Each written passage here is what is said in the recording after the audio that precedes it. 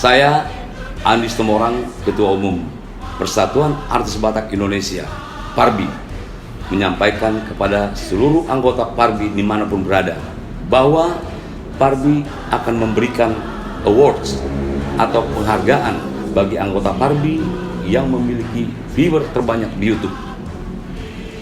Yang mana viewer terbanyak ini akan kami klasifikasikan dalam dua kategori, yaitu konten YouTube yang diupload sebelum tahun 2020 yang disebut dengan sepanjang masa, dan konten YouTube yang diupload sejak 1 Januari 2020 sampai dengan 31 Desember 2020 yang disebut dengan waktu singkat. Penyerahan award kepada para pemenang akan disiarkan secara live streaming pada tanggal 16 Januari tahun 2021 di channel YouTube Horas Parbi. Bagi seluruh anggota Parbi yang memiliki konten YouTube, silakan menyaksikan acara ini. Horas, Horas.